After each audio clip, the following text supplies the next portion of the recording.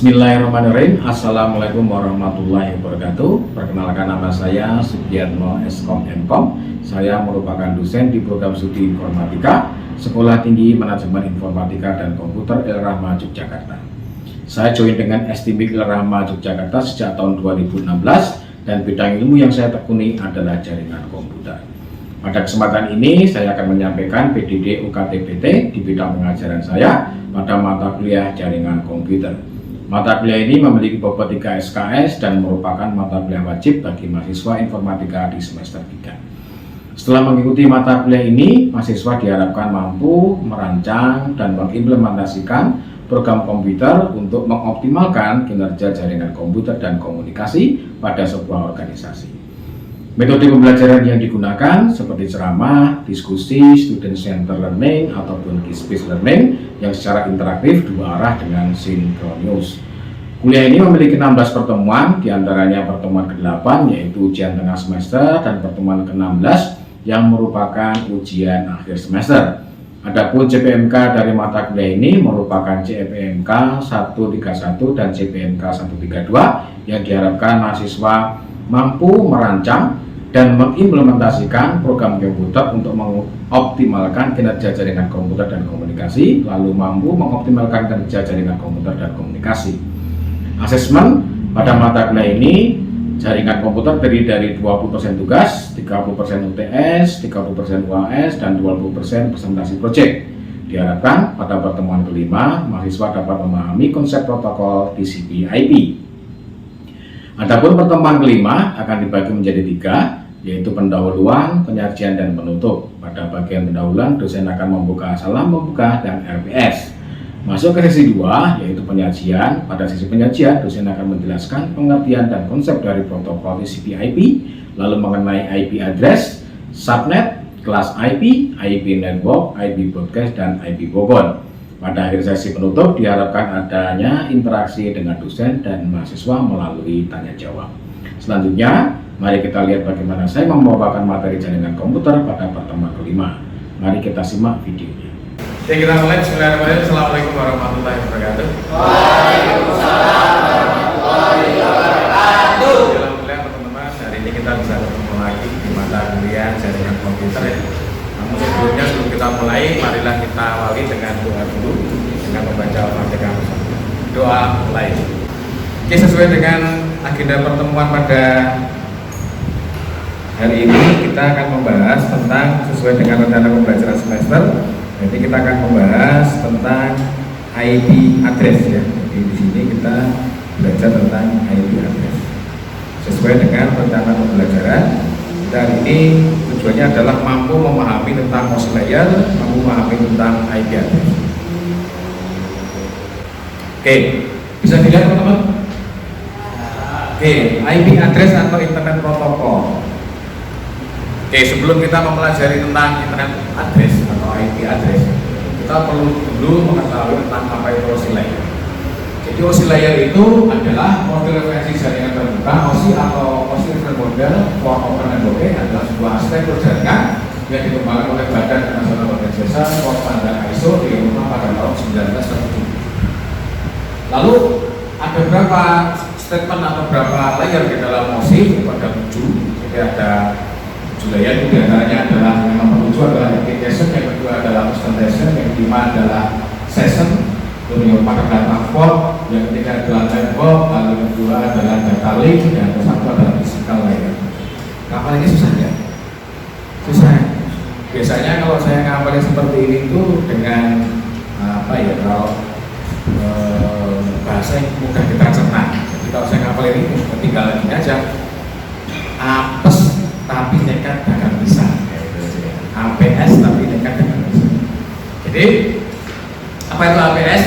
Jadi AP ini berarti application, P-nya presentation, S-nya session, lalu tapi transport, network berarti nekat, ya. Terus D-nya data link, dagang, yang terakhir P adalah physical, pisang. Jadi saya bilang dulu paling menggunakan metode, jadi lebih mudah. Ya kalau memang terpaksa susah, minimal kalau kita mempelajari jaringan komputer itu ada 3 layer yang harus ada. Yang pertama apa? layer 3, layer 2, layer 1. Nah, jadi layer 3 itu apa? Layer 2 adalah network seperti yang di urutannya. Layer 2 adalah data link, layer 1 adalah fisik. Kenapa pakai campur harus mempelajari tiga-tiganya ini? Ya tahu minimal tiga ini kalau dalam jaringan komputer perangkat-perangkat yang terdapat di dalam jaringan itu berada di dalam layer yang berbeda. Contoh, router ini berada di layer 3. Lalu yang kedua switch itu berada di layer 2. Lalu namanya hub ada di layer 1. Setelah kita pelajari tiga ini, berarti setidaknya untuk yang 4 sampai ke atas itu bedanya aplikasi teman-teman belajar pemrograman, belajar PHP, belajar ASP, belajar Java dan sebagainya itu adalah di sisi layer nomor 7 gitu ya. Nah, yang selanjutnya adalah IP address. IP address ada berapa? Saat ini ada 2 jenis, yaitu IP versi 4 dan IP versi 6. Apa yang membedakannya? Jumlah bitnya. Kalau IPv4 itu jumlahnya ada 32 bit, kalau yang IPv6 itu jumlahnya 120. Seperti ini.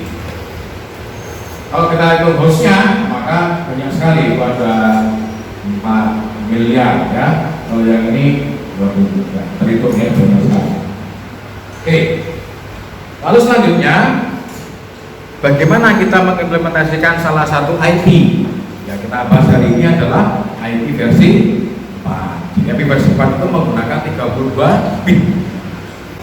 IP4 itu 32 bit, itu terdiri dari 32 cacah atau 32 bilangan berbentuk biner ya. Jadi kalau kita notasikan seperti ini 0 0 0 0 0 0 1 2 3 4 5 6 7 8 titik ya. 0 0 0 0 0 0 0 titik 0 0 0 0 0 0 0 0 0 0. Nah, seperti ini ya. Jadi ini disebut dengan oktet. Berarti dia terdiri dari 4 oktet 1, 2, 3, 4 ya. Caranya menghitung tadi bagaimana? Kalau ini posisinya jadi biner, maka dikonversikan menjadi desimal dengan cara dikalikan dengan 2 maka n, di mana ini x adalah bit daripada bilangan yang jangan di ya. Contoh tadi ada 140. Oke, maka notasi daripada IP address supaya manusia bisa membaca, ya notasinya biasanya seperti ini. Berarti ya 192, 168, 148 1 ini berarti satu IP address ya. Lalu pasangannya siapa? Nah, pasangannya ini ada yang namanya 255 0. Ini untuk IP yang berkelas C ya. Lalu nanti ada IP yang memiliki kelas di bawahnya, yaitu kelas B, yaitu 255 0. Lalu di kelas A dia di 255 0. Nah, ini adalah subnet atau orang menyebutnya sebagai net mask ya. Ini teman-teman. Oke, selanjutnya di dalam metode subnetting ini ada beberapa metode untuk lebih efisiensi di dalam pengelompokan jaringan. Jadi beratnya rumah, ini rumahnya gede nih. Bagaimana supaya rumah ini bisa memiliki kamar-kamar sehingga orang-orang yang tinggal di situ memiliki otoritas yang berbeda dengan yang ada di kamar lain. Nah, contohnya kalau kita ilustrasikan seperti ini. Nah, contoh di sini ada sebuah perkampungan, satu RT, di situ ada jalan satu namanya Jalan Gatot Subroto. Lalu itu ada nomor rumah 1, 2, 3, 4, 5, 6, 7, 8. Siapa 01, 2, 3, 4, 7, 8 itu adalah anggota atau mungkin kepala keluarga atau penduduk di dalam RT itu. Jadi dia ada 8 penduduk. Oke, lalu bagaimana ketika kita ingin memisahkan, oh ini yang nomor 1, 02, 03 jadi satu ruangan, lalu nanti yang 05, 06, 07 jadi satu ruangan, lalu yang 4 sama 6 jadi satu ruangan, maka kita bisa memecahnya dengan seperti ini. Ini bisa identifikasi seperti kayak kamar, tapi kalau ini kita ilustrasinya menggunakan jalan ya. Satu kita pecah satu lagi dari sini, maka otomatis di sana ada gang, namanya Gatot Subroto gang 1, dari sini ada Gatot Subroto gang 2, dari sini ada gang 3. Penduduknya berbeda. Antara ini yang satu dengan yang ini itu bisa berkomunikasi, tapi dia harus melalui jalan yang utama. Kalau tadi semuanya melalui jalan utama satu saja. Sehingga apa? Ya dia memiliki rukun tersendiri, rukun tersendiri. Tadi di sini S1 RT, ini mungkin apa ya? PKK mungkin. Contoh seperti itu. Oke. Selanjutnya untuk notasi subnet itu sama dengan IP address dengan cara menggunakan format 32 bit sama ya, teman-teman ya. Nah, sekarang di dalam IP tadi kita juga mengenal yang namanya network IP dan broadcast. Dalam kelompok IP address ada dua IP yang sifatnya khusus. Yang pertama network IP, yaitu kita suatu kelompok IP dalam subnet yang broadcast alamat IP untuk memanggil semua IP dalam kelompok. Nah, di sini nanti kalau dalam satu jaringan bagaimana untuk mengetahui IP address, IP network ID dan IP broadcast ya, definisi apa dulu nih? Network ID itu adalah definisinya adalah IP awal dalam satu network segmen. Jadi kalau kita punya IP ini, berarti IP awalnya adalah 192.168.148.0 ya. Lalu di IP broadcast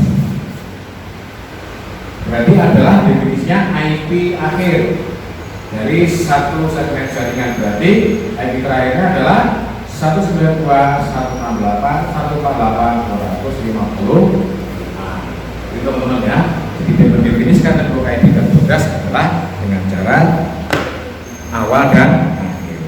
Next.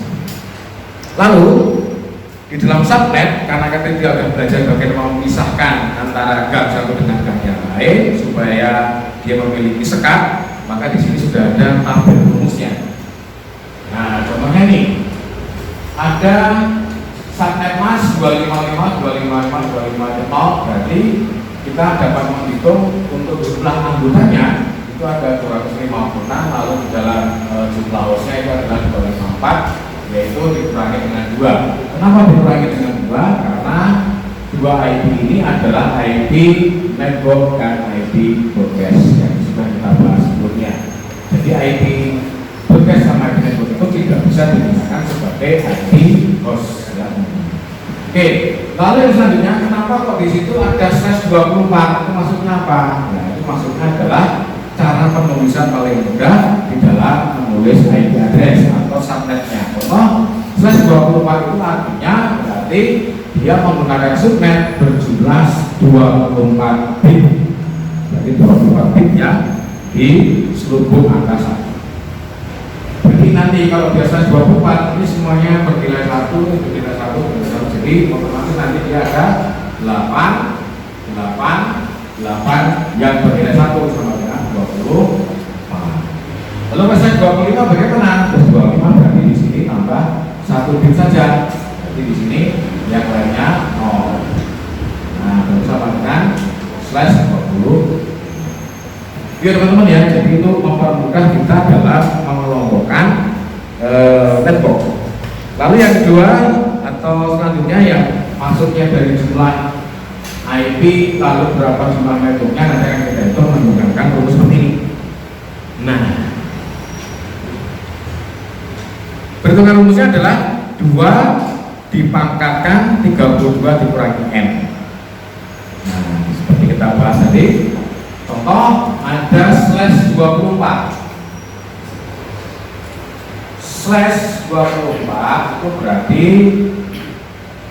di oktet terakhir cari nilai yang bernilai 1 ada apa tidak?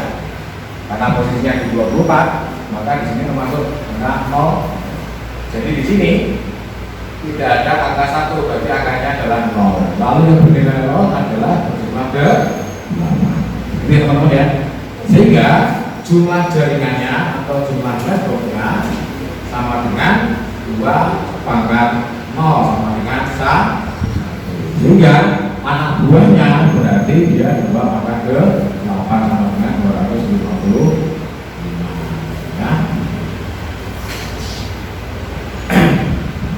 Oke, jadi cara paling mudah seperti itu teman-teman untuk melihat dia berada di subnet berapa. Next, contoh kasus seperti ini. Diketahui IP kelas C 20/20/30. Tentukan ring IP, IP host, network IP, broadcast dan subnet masknya. Caranya dua bagaimana? Caranya seperti ini. Kita ketahui dulu network IP dan broadcast. Dalam dari ring IP yang kita temukan itu sama dengan 20/20 sama dengan sampai dengan 20/20. Oke, kita lihat dulu prefixnya ya. Prefixnya itu adalah /30. /30 itu karena maksimal ini 32. Berarti 32 dikurangi 30 sama dengan 2. Oke, berarti jumlah IP-nya yang di sini sama dengan 2 pangkat 2. Berapa 2 pangkat 2? 4. Berarti di sini sudah dikurangi dengan IP network dan IP broadcast. Maka IP hostnya cuma berisi 2 IP saja. Kita lihat di angka 20/20/40 berarti di sini range-nya sudah kelihatan 20 sampai dengan 23. Ya, ada 4 IP. IP terkecil digunakan untuk IP terbesar untuk broadcast. Jadi kita temukan bahwa dari IP itu 20/20/20 broadcastnya adalah 20/20/23. Berarti IP hostnya adalah di IP 20/20/21 sampai dengan 20/20/20. Ya, jadi ini salah satu contoh bagaimana kita menghitung jumlah network sama jumlah hostnya, lalu kita hitung juga jumlah subnet masknya. Oke, lalu bagaimana kalau IP-nya kelasnya berbeda? Contoh ini, prinsipnya sama teman-teman ya. Jadi caranya menghitung prinsipnya sama, cuma di sini kita hitung menggunakan ditranslate dulu. Perbedaan menjadi kelas C dengan tambah angka 8. Jadi dia di situ 22/8 sama dengan 30. Hitungannya nanti akan sama ketika /22 akan sama dengan /30. Sehingga kalau kita lihat di sini ringnya lebih banyak. Karena apa? Kelasnya lebih gede. Oke, selanjutnya ini diajar contoh satu lagi, contoh soal kasus case. Diketahui IP host A 192.168.1.34/25 dan IP host B 192.168.1.129/25. Bisakah antara host A dan host B berkomunikasi? Kita bisa lihat dari sini. Range subnet A berapa? 192.168.1.192.1.127. Lalu B 192.168.1.129. Oke, kita lihat. Syarat dari sebuah IP bisa berkomunikasi itu adalah jaringannya harus berada di segmen yang sama. Ya. Kalau kita lihat di situ 192.168.1 itu adalah kelas C, teman-teman ya. Lalu di sini kita lihat bahwa yang membedakan adalah prefixnya. Prefixnya di sini adalah /25, yang di bawah adalah /24. Kita tes, jadi di sini akan terjadi yang namanya irisan. Nah, kita lihat di sini ya. Di subnet A itu lebih kecil, subnet B lebih gede. Kenapa? Karena tadi yang subnet B menggunakan /24, lalu yang subnet A menggunakan /25. Otomatis /25 ini akan lebih kecil IP hostnya dibandingkan dengan IP yang ada di sini. Lalu kita cari apakah IP yang kita cari tadi itu berada di dalam irisan itu. Nah, seperti ini. Oke ya, yang 129 itu kelas perfect 124. Yang 34 itu perfectnya 25. Kita lihat, kita hitung dulu jumlah networknya bahwa di sini 2 pangkat 1 sama dengan 2. Itu jumlah networknya berarti 255 dibagi 2 sama dengan 128. Oke, posisinya sekarang 34 itu berarti dia ada di range 1 sampai dengan 127. Lalu yang kedua 128 sampai 255. Otomatis kita lihat 129 itu berada di angka network kedua. Sedangkan IP host A itu berada di network ke-1. Otomatis ini tidak bisa di IP host tidak dapat kita temukan, host A dan B tidak dapat ini. Biar teman-teman ya, gampang ya.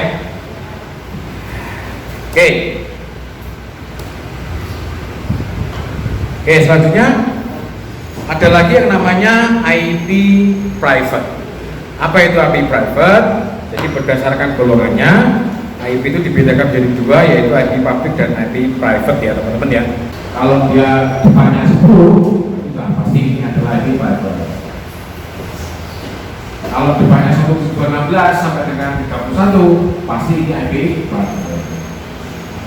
Selanjutnya 192, 168 itu pasti IP private-nya kelas. Selain itu apa? Selain itu berarti dia termasuk dalam IP publik atau publik ya. Oke, selanjutnya ada lagi IP apa lagi? Ada IP yang namanya IP Bogor. IP Bogor itu apa? IP Bogor adalah IP yang tidak dapat dipakai karena tidak diatur dalam aturan organisasi internet ya, atau IANA. Contohnya apa nih? 000/8 nggak boleh digunakan. Yang lainnya apa? 169.254.00. Ini ketika teman-teman akses jaringan menggunakan DHCP, DHCP-nya nggak ketemu, nah, itu biasanya dia akan muncul IP 169.254 itu teman-teman ya. Jadi bisa dilihat IP ini IP yang tidak boleh digunakan. Tidak menutup kemungkinan suatu saat IP ini ketika IP nanti habis mungkin bisa jadi ini dijadikan sebagai IP yang lain. Oke, teman-teman, untuk materi saat ini mungkin ada dilanjutkan dengan diskusi. Teman-teman mungkin ada yang bertanya, silakan.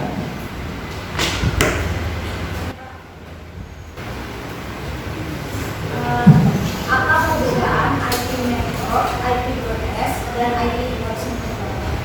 Oke, terima kasih Mbak Retno ya. Oke, jadi apa perbedaan dari IP network, IP broadcast, dan IP host?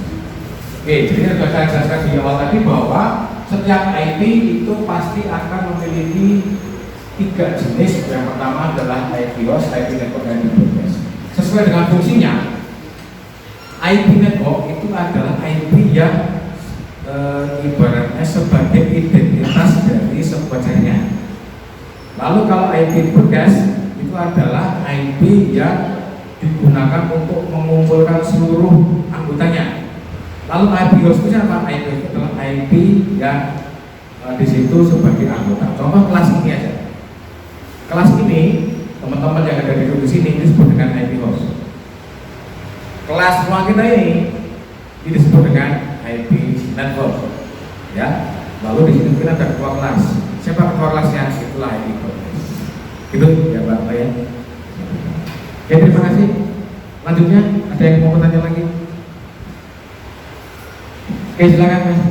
Cara mengetahui suatu kualitas berada di network beberapa berdasarkan sampelnya.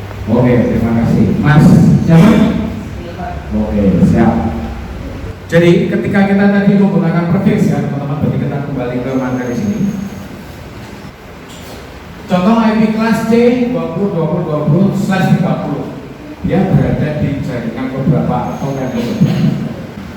Contoh IP /20.20/30 20/30. Oke, ketika kita mengetahui ini ada bracket jaringan keberapa, berarti kita kembali lagi ke rumusnya yaitu 2 pangkat N. Kita lihat di sini, berarti 32 dikurangi 30 sama dengan 2. Ya, 2 berarti ini 2 pangkat 2 sama dengan 4. Berarti posisinya jumlah IP-nya setiap network itu ada 4. 2 itu dibagi 4 berapa? 5 ya. 5 dikalikan 4 sama dengan, berarti posisinya jaringan itu dia berada di IP berapa atau di segmen berapa, ya pasti berada di segmen nomor 5. Nah, kalau dia IP-nya mungkin 22, ya bisa jadi nanti setelah ini 20 tambah 2, berarti dia berada di level jaringan nomor 6.